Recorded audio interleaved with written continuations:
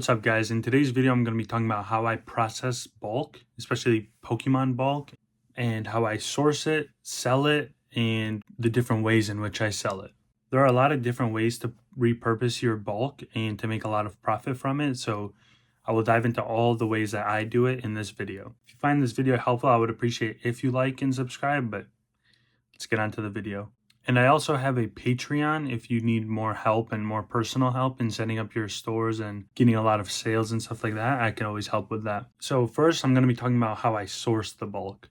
Typically, I'll make like a spreadsheet that shows my rates and what I pay for them. And I try to be very specific and have all the options available because sometimes people would go through me rather than someone else because I'm buying a certain rarity, whereas other people are just focusing on commons and uncommons, but I'll be buying hollows and rares and ultra rares. So buying everything will lead to more opportunities with your bulk. I typically make these posts in Facebook groups and on my personal Facebook page, and because there's like 100,000 in one of the groups and 60,000 in another, so you get a lot of eyes on these products or on these pages, so it could lead to a lot of people messaging you wanting to sell their bulk. One thing I will admit though, when it comes to buying bulk in these groups and just in general, is a lot of people try to scam and they'll say like, oh, I have 20,000 common uncommons, 4,000 foils, but they don't actually have it. They just want to get a quick sale and hope that you would pay them with PayPal, friends and family, Cash App, or Venmo. So that way you pay them and then they end up taking all your money and you never getting the product. So to avoid this, I typically ask for a picture of the bulk, or I would see their references, like how long they've been in the group, how long they've been in the Pokemon industry for. Another easy way to tell if someone's trying to scam you when they're selling their bulk is they'll say, I have it's very hard to tell actually, but they'll say I have 4,000 common uncommons, 4,000 foils. Like it'll be a very weird and specific like flat number, which sometimes, like if you think about it, it just doesn't add up. Like no one would have 4,000 common uncommons with 4,000 foils because you'd obviously have more commons and uncommons than foils. So stuff like that, just look out for weird parts of their messages and just their history in general. Another good way to find bulk is from Facebook Marketplace as well as other storefronts. I know a lot of storefronts that I've bought from in the past where actually the thumbnail of this video is from a store that usually deals in Magic, but they got a bunch of Pokemon. So he drove from like Virginia all the way to Michigan, which is about 10 hours just to sell me his bulk. And he sold at a really low price because he just wanted to get rid of it. So if you're buying a big amount, it's always good to reach out to stores and they'll usually have a lower price point because they buy it at a lower price as well. I always use goods and services to pay for bulk, but a lot of people sometimes will have them send it to them and then they'll pay with Cash App or Venmo after they receive it, so that way there's no fees on the buyer or no fees on the seller, and then you can ensure that you actually get the product before you spend money on it and verify that the conditions are accurate. But another way is people use trade-ins and they'll trade sealed product for bulk. I typically don't do this because I deal primarily online, so for me to ship a ETB or a booster box just to get bulk would be a big expense on my end. So it'll be like an extra $10 to get extra bulk just because of the shipping. And for me, that's not really worth it. So it's really up to you and what you prefer. But yeah, that's about it on how I source the bulk. It's pretty simple and straightforward. You just have to let it be known and be out there. And usually having a lot of history on your end will lead to a lot of people giving you referrals and selling to you because they know that you've been there and they trust you. Next, let's talk about how I process the bulk. Usually I will get a quick glance at the bulk and see, is the conditions proper and is there any damaged cards in there? Because sometimes I'll buy like any bulk and there will be a lot of damaged cards because either they didn't store them properly or they're really old or just they're dirty or something, I don't know. And since I try to get the most value out of my bulk, if I spend a lot of time looking through the cards and I don't see any singles or any trainers that are worth above 50 cents, I will typically just assume that the previous owner already sorted it out and took out all the good cards. So then I will just save myself the time and store it away as just bulk. and not waste time going through it anymore. But if I do notice that there's a lot of trainers that are pretty expensive, I will be very thorough when I go through the bulk. The main thing I look for when I'm processing bulk is Sun and Moon era, XY era, any older sets. And then I will also look for the trainers because that's the biggest price. Like those are the most expensive cards from bulk. And sometimes like right now the Earthen Vessel card is around $3. Night Stretcher $3, stuff like that. So buying it at 1 cent, selling it for $3, especially if you get like 20 in a case of in a big bulk order, it can add up very quickly. For example, I buy bulk for $10 per 1,000 cards. If I see 3 Night Stretchers, that basically paid off all of the bulk, and it's free at that point. I also look for popular characters like Pikachu, Charizard, anything that would be known to the common collector and like just the most popular cards because those will also sell at a pretty high price usually. Like there are certain Greninja cards that are I can sell easily for $2. Certain Gengar cards $2, stuff like that. So looking out for that is a very good way to get the most value out of the bulk. I also take out all the energies and code cards if they're in there because when I'm selling them in lots, I don't want people to receive code cards and energies because really the average collector does not really want those. So I will take those out and then sell them on their own, or I'll usually throw away the energy cards because they don't have much value. For example, the thumbnail picture was from that store, and after going through it, I got all of these cards, plus like probably double this amount because I already listed some for, and these were all above 50 cents, all like Night Stretcher, just a bunch of them. And then, so this helps pay back the expense of getting bulk a lot, and it boosts your profit a big amount. And of course, it does take time to understand which cards are more expensive. And I just usually track TCG player best selling for commons, uncommons, and rares.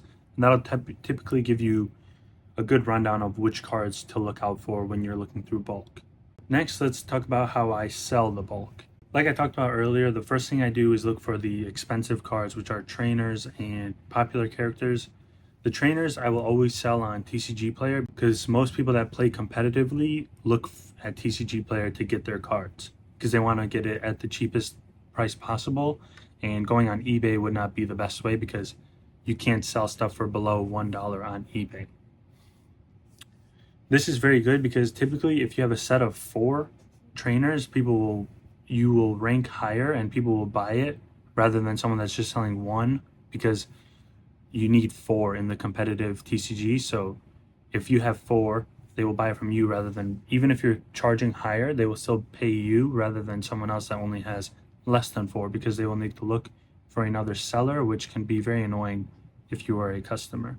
And when it comes to TCG Player, I typically get all the bulk processed completely and then sorted by set, then alphabetical, and then list it all at once instead of listing like a little bit today, a little bit tomorrow, because I find it a lot easier using the mass pricing tool to just list them all at once rather than doing a little by little. It just makes it easier and saves me a lot of time. And next, if I see a lot of like popular characters that are selling pretty cheap on TCG Player, I will try to list it on eBay to make more profit because eBay has a lot more of the common collector, I guess, or like less involved with the pricing and they just like the characters, so they will pay any price for a popular character. Like I could sell a Charizard for $10 on eBay, but it would probably be worth only $2 on TCG Player. And doing this method actually gets me a lot of extra profit instead of just taking the market price and like always taking the market price on a card. And once I'm done taking out all the expensive cards, I will typically sell them in bulk lots.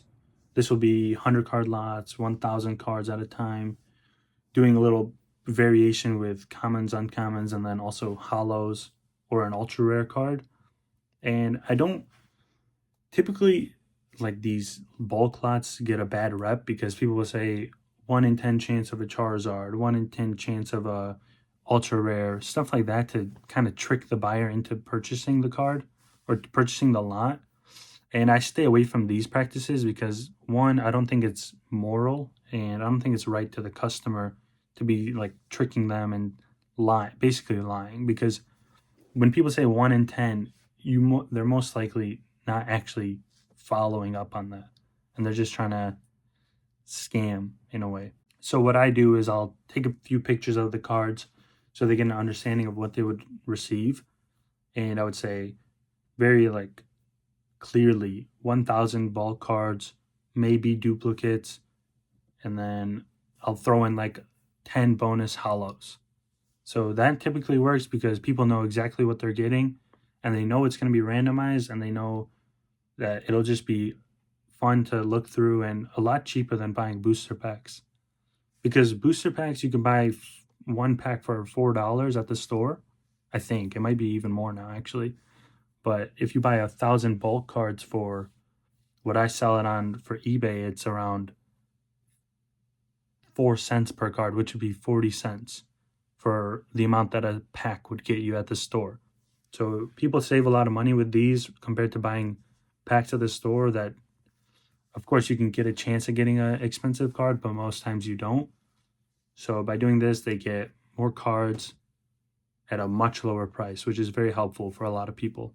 And one issue I have with bulk is storing it, because when you have hundreds of thousands of cards, it's very hard to find the space to store it all.